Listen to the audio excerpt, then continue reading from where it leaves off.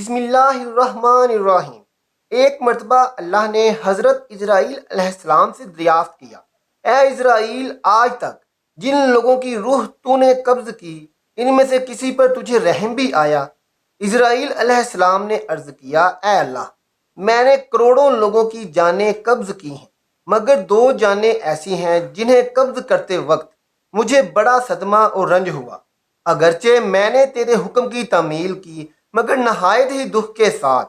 واقعہ کچھ اس طرح ہے کہ ایک کشتی میں بیٹھے کچھ لوگ ایک دریا پار کر رہے تھے کہ ناگہاں کشتی پانی کی طوفانی لہروں میں آ کر غرق ہو گئی۔ اس کشتی میں ایک عورت بھی اپنے شیر خوار بچے کے ساتھ سفر کر رہی تھی۔ جب کشتی غرق ہو گئی تو عورت اپنے بچے کو سنبھالے ہوئے کسی طرح ایک تختے کا سہارا لینے میں کامیاب ہو گئی۔ دریا میں پانی کا طوفان زوروں پر تھا اور بیچ دریا کے تختہ پانی کی سطح پر بہہ رہا تھا، اور ماں اور بیٹا اس پر سوار پانی کے بہاؤ کی سمت بہتے چلے جا رہے تھے۔ اسرائیل علیہ السلام کہتے ہیں کہ اے مولا کریم، اچانک تیرا حکم ہوا کہ ماں کی جان قبض کر لی جائے، اور میں نے ماں کی جان اس تختے پر نکال لی۔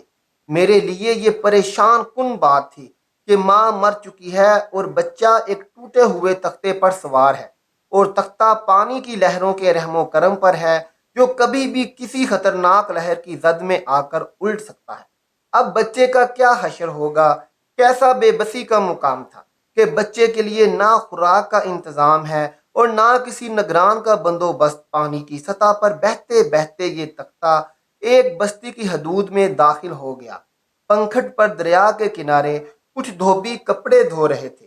اچانک ان کی نظر اس بچے پر پڑی تو وہ لوگ دریا میں کود گئے اور تختے کو کنارے پر کھینچ لائے۔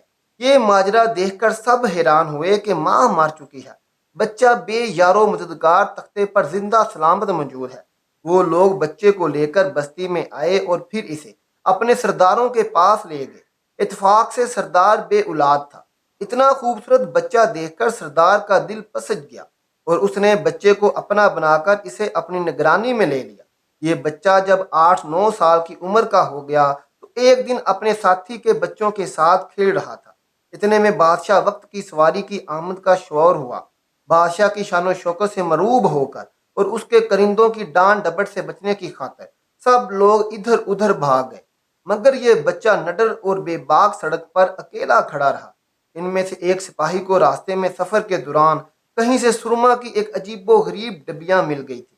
اتفاق سے اس سپاہی کی نظر کمزور تھی اور اس کو ایسے سرما کی بہت ضرورت تھی جو آنکھوں میں ڈالنے سے بینائی کو بہتر کر دیتا ہو۔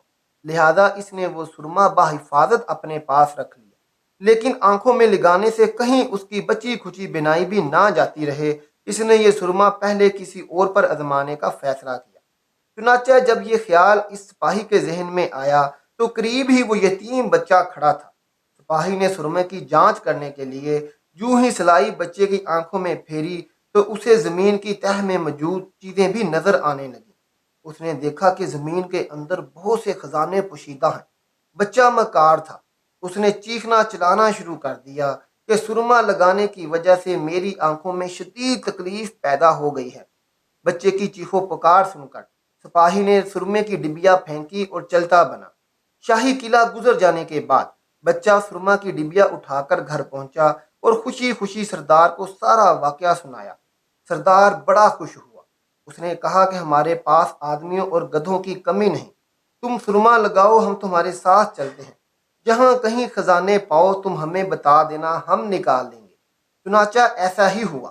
بچے کی نشاندہی پر وہ لوگ کھدائی کر کے خزانے نکالنے لگے اور تھوڑے ہی عرصے میں صاحب ثروت بن گئے۔ بچہ جوان ہوا تو اس نے پر پرزے نکالنے شروع کر دیے۔ ان کے پاس دولت کی فراوانی ہو چکی تھی۔ زمین کے تمام پوشیدہ خزانے اس کی نظروں میں تھے۔ اس نے آہستہ آہستہ بہت سے آدمی اپنے ساتھ ملا لیے اور اپنی طاقت میں روز بروز اضافہ کرنا شروع کر دیا۔ اس نے کرب و جوار کے تمام سرداروں کو زیر کیا اور خود سردار بن بیٹھا۔ دھیرے دھیرے وہ اس قدر مضبوط اور طاقتور ہو گیا کہ اس نے بادشاہ کے ساتھ بھی ٹکر لے لی اور اسے مغلوب کر کے خود بادشاہ بن گیا۔ اس بادشاہ کو شداد اور اس کی قوم کو قوم عاد کے نام سے یاد کیا جاتا ہے۔ قوم عاد موجودہ یمن اور عمان کے علاقے میں کوئی 8,500 سال قبل آباد تھی۔ اللہ تعالیٰ نے اس قوم کو مال و اولاد، سرسبز کھیتوں اور اس طرح کی نعمتوں سے نواز رکھا تھا، لیکن اپنے بادشاہ کی طرح رایا بھی اللہ تعالیٰ کی سرکش تھی۔ اس کی ہدایت کے لیے حضرت ہود علیہ السلام کو بھیجا گیا، مگر وہ لوگ بغاوت اور سرکشی میں اس قدر آگے نکل چکے تھے کہ انہوں نے راہ ہدایت پر چلنے سے انکار کر دیا۔ حضرت ہود علیہ السلام شداد کو اکثر توحید کی دعوت دیتے رہتے تھے۔ ایک دن شداد نے حضرت ہود علیہ السلام سے پوچھا کہ اگر میں آپ کی باتوں پر ایمان لے آؤں تو مجھے اللہ سے کیا دے گا؟ حضرت ہود علیہ السلام نے فرمایا کہ اگر تو ایمان لے آئے تو اللہ تعالیٰ تجھے جنت عطا کرے گا۔ شداد نے حضرت ہود علیہ السلام سے جنت کے اوصاف بیان کرنے کے لیے کہا۔ شداد جب جنت کا نقشہ اور اس کی نعمتوں کے احوال کے بارے میں سن چکا تو بدبخت کہنے لگا، یہ کون سی بڑی بات ہے، ایسی جنت تو میں بھی بنا سکتا ہوں، مجھے اللہ کی جنت کی ضرورت نہیں۔ بعد ازاں اس نے اپنی سلطنت کے نامی گرامی ممار اکٹھے کیے اور ارم کے مقام پر جنت ارضی کی تعمیر شروع کر دی۔ سب سے پہلے اس نے ایک مضبوط فصیل کی تعمیر کا کام شروع کی، پھر اس نے اس کے اندر شہد، دودھ اور پانی کی نہریں بھی رواں کر دیں اور دنیا جہاں کے درخت، پودے اور پھل پھول لگا دیے۔ کہا جاتا ہے کہ قوم عاد بلند ستونوں پر محلات بنانے کی ماہر تھی۔ شداد کی جنت میں یہ فن عروج پر تھا۔ ریت کے ٹیلوں کے درمیان بلند ستون کھڑے کیے گئے اور ان ستونوں پر سونے اور چاندی کی عمارتیں تعمیر کی گئیں۔ شداد نے فیصلہ کیا کہ وہ اپنی اس جنت میں اس وقت قدم رکھے گا جب یہ مکمل طور پر تیار ہو جائے گی، اور آخر کار پھر وہ وقت آ گیا۔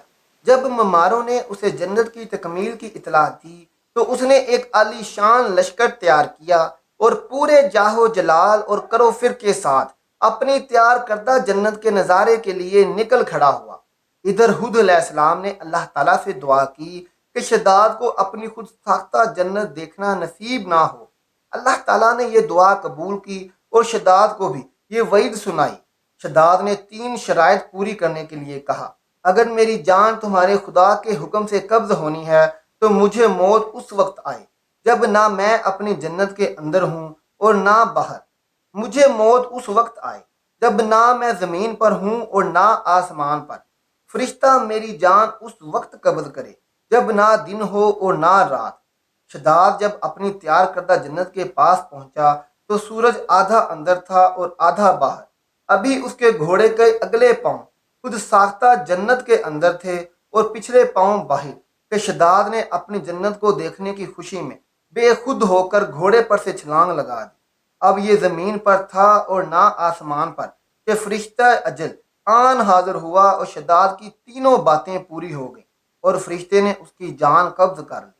حضرت اسرائیل علیہ السلام کو دونوں بار اگر کسی پر ترس آیا تو وہ شداد تھا۔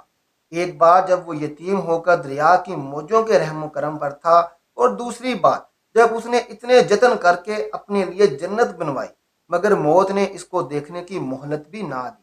اللہ تعالیٰ نے فرمایا، یہ وہی بچہ ہے جس کی ماں تختے پر مر گئی تھی اور اس پر تجھے ترس آیا تھا۔ اس بچے نے بڑے ہو کر نافرمانی کی، خدا کے حکم سے بغاوت کی اور سرکشی اختیار کی، مگر ہم نے اسے خود ساختہ جنت میں قدم رکھنے کی مہلت بھی نہ دی اور اسے باہر ہی ہلاک کر دیا۔ اسی جنت کے بارے مشہور ہے کہ وہ دنیا میں موجود ہے مگر انسان کی نظروں سے اوجھل ہے۔